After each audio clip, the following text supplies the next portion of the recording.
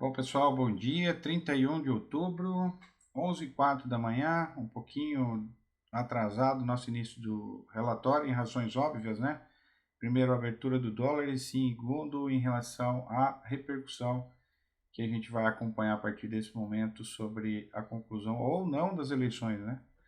Muita movimentação, muito discurso, enfim, a gente vai tentar se manter imparcial, todo mundo sabe da minha torcida por aqui. E eu vou iniciar da mesma forma que eu comecei a respeito do Partido Comunista Chinês na semana passada. Eu vou iniciar com o discurso que o Lula deu na PT TV, né? Assim que ele recebeu a notícia de ter ganho as eleições no Brasil. E eu pensei aqui alguns assuntos a serem considerados nas falas deles, né? A gente trabalha com empresas grandes e a gente sabe que nada do que é feito ou mostrado ou sinalizado ele é sem querer ou sem um objetivo final, né? A gente precisa olhar as primeiras, as segundas e as quartas intenções, né? Então, desde a disposição das pessoas que se tomaram nos palcos, né?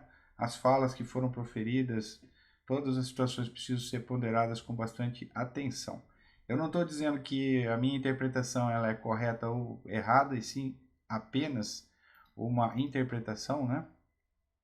Então eu já peço paciência para as pessoas e que vocês me ajudem também a interpretar isso de forma bastante racional, porque ele assumindo a presidência do Brasil em 2023, isso vai afetar diretamente as nossas vidas, querendo a gente ou não, né? Então, vou falar algumas frases soltas aqui para que a gente possa pensar, né? Primeiro, ele agradeceu à imprensa, né? Ele fez um agradecimento formal à imprensa.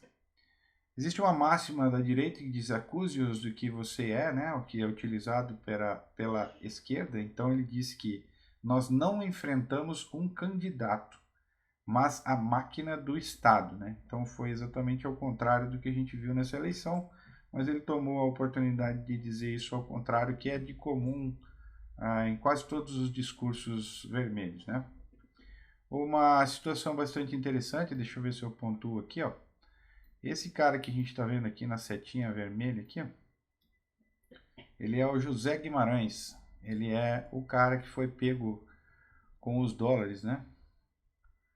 Na cueca. E aí ele foi inocentado, na verdade, expirou, ou prescreveu, para ser mais correto, a pena dele perante ao Estado brasileiro, e hoje ele está terrivelmente numa posição bastante interessante, né, que é bem na esquerda do presidente. Né? Então isso aqui para mim é uma linguagem subliminar extremamente importante para a gente prestar atenção.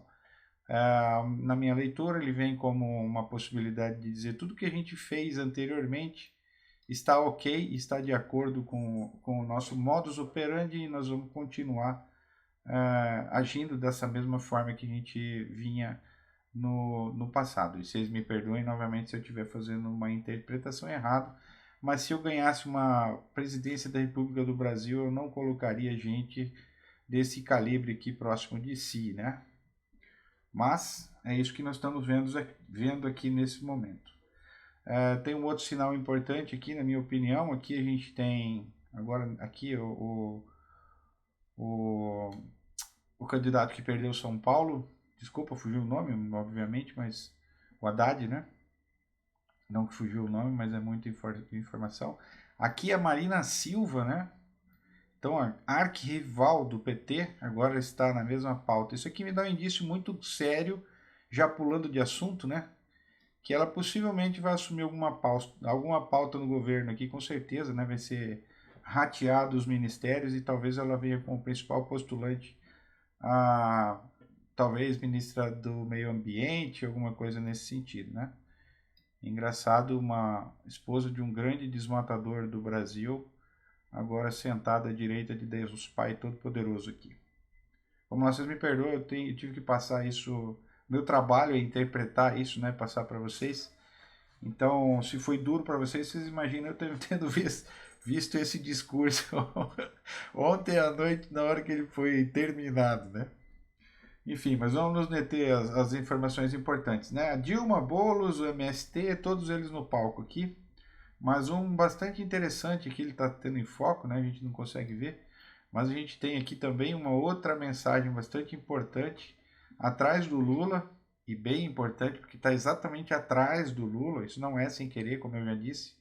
A gente tem o Mercadante, né? Então talvez a gente tenha já concretizado o nosso próximo ministro da parte ou da pasta de economia já sendo nomeado aqui sem ter sido falado, né? Ele não, com certeza ele não está aqui por acaso.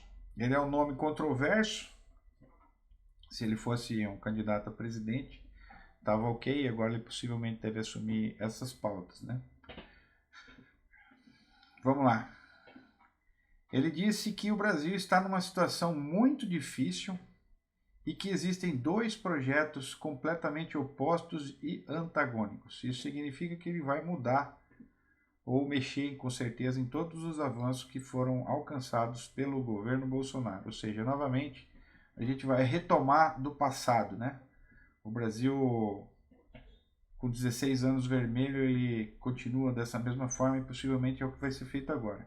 É preciso reconstruir totalmente o país. Então, todos os avanços que foram conquistados agora vão ser refeitos porque não estão de forma adequada.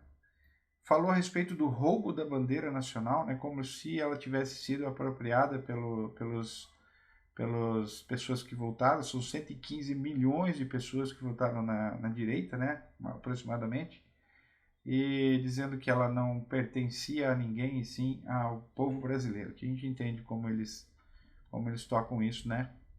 Alguns momentos as bandeiras do Brasil foram empunhadas aqui. Na minha visão, vocês me desculpam, muito mais como um troféu de guerra do que com alguma pauta que seja vinculado a pautas de democracia, né?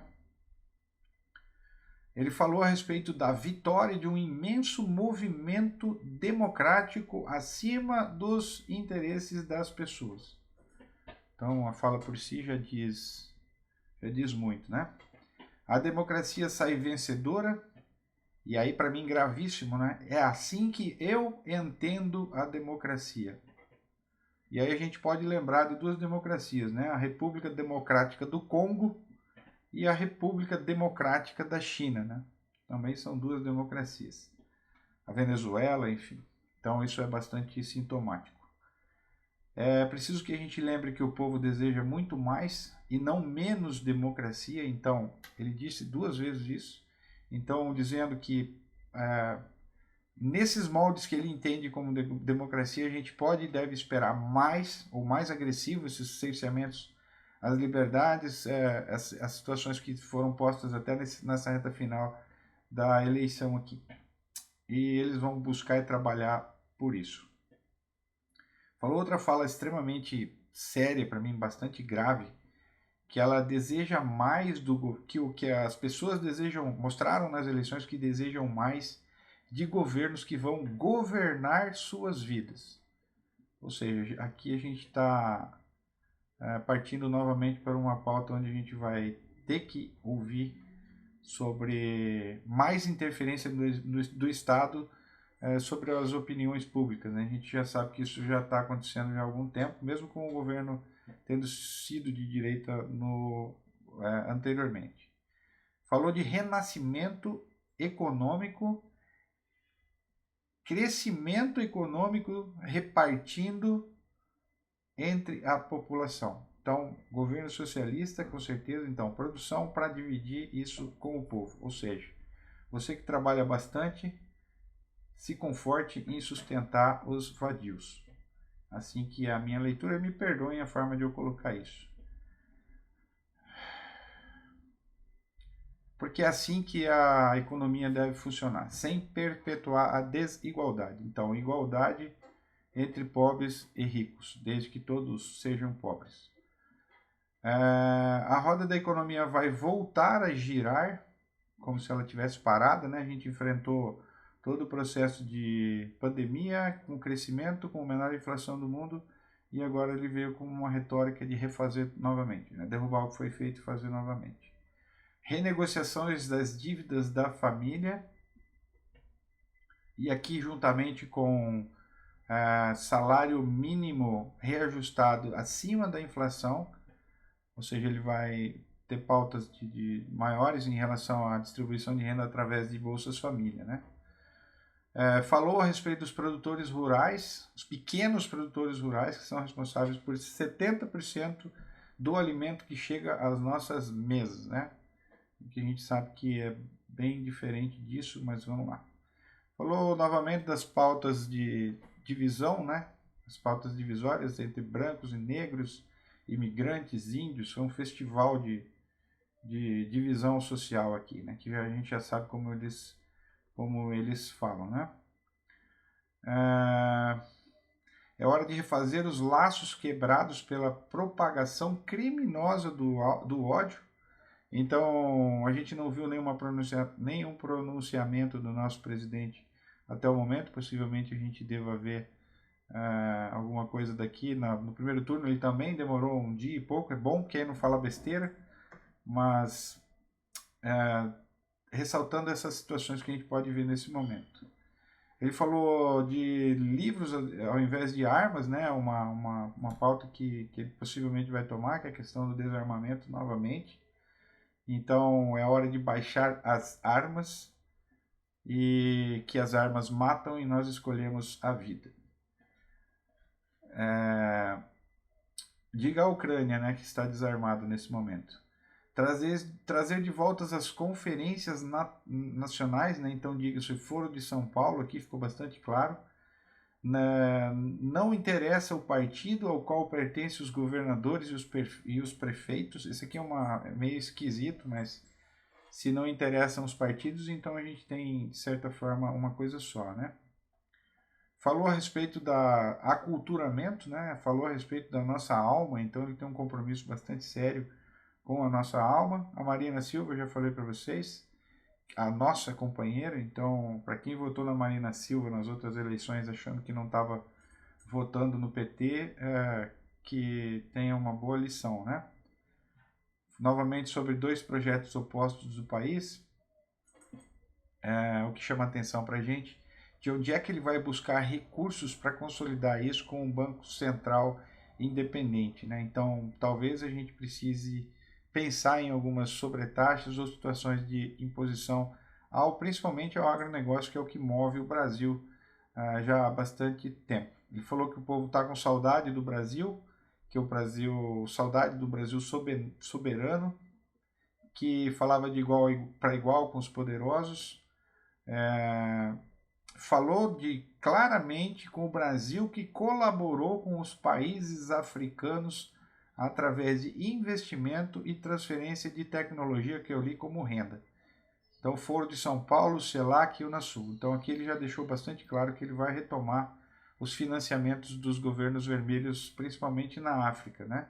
Agradeceu também aos da América do Sul, mas ele vai pegar o seu dinheiro que você trabalhou para poder financiar mais portos ou mais infraestruturas em outros países menos favorecidos, com o objetivo de aumentar o seu poder em relação ao mundo. Me desculpe, estou sendo parcial, mas é isso que eu estou falando, é isso que eu vi. Vocês têm, eu vou deixar o link aqui para vocês verem vocês mesmos essas pautas e se eu não vi alguma coisa errado, né? Comércio internacional mais justo, então ele vai interferir no comércio internacional, porque como ele seria justo, né? Uma pessoa compra e uma vende, é a coisa mais justa do mundo, é o mercado. Então ele falou que vai intervir nisso, com uma economia verde e uma economia digital. Falou que vai proteger todos os biomas e desmatamento zero. Aqui eu chamei a atenção por causa dos biomas, ele não falou de Amazônia, né? Ele falou bioma pode ser o quintal da sua casa. Então, bastante atenção nessas novas pautas de ecologia aqui. Uma árvore em pé vale mais do que economia, um rio cristalino vale mais do que ouro. Então, vamos lá, depois a gente vai beber desse rio cristalino no futuro. Falou que vai retomar o monitoramento da Amazônia, os garimpos, mineração. Então, para nós diretamente envolvidos na questão do agronegócio, essa pauta de mineração tem impacto direto à produção de fertilizantes, né? Se hoje a gente tem problemas de importação de fertilizantes por conta de dependência de Rússia e de Canadá, possivelmente a gente vai ver essas situações agravadas por conta de proteção ambiental. A gente já viu, né? Raposa Serra do Sol, todos os lugares que por um motivo escuso estão protegidos. Falou do Papa Francisco, que mandou uma mensagem para ele, através do amor religioso ao seu país. Isso aqui é uma pauta de Mao Tse Tung, né? O amor religioso ao seu país é uma pauta comunista chinesa, né? E falou também que até o final da vida dele era um bom prazo para ele cumprir todas as coisas que ele falou. Então, assim, bastante difícil de ouvir, né? Principalmente para mim, todo mundo sabe a minha opinião. Tá aqui o Mercadante, conforme eu falei para vocês, né? E vai fazer com que a gente pense muito, né? Aqui não está em pauta ele conseguiu ou não fazer isso. A gente ainda precisa da liderança do nosso presidente, né? Que querendo ou não ele é líder da metade, menos 2 milhões de... Perdão, da metade menos 2 milhões de pessoas, se não me faltam as contas, e se a eleição for justa, né? Tenha sido justa nesse caso, que na minha opinião também vocês sabem que eu não acredito nisso. Tá bom? A gente vai seguir com o relatório, já 16 minutos de fala aqui. Novamente eu não quero deixar ninguém impactado por isso, pode ser apenas uma opinião minha a respeito. E se for, eu peço que vocês compartilhem as suas próprias opiniões, né?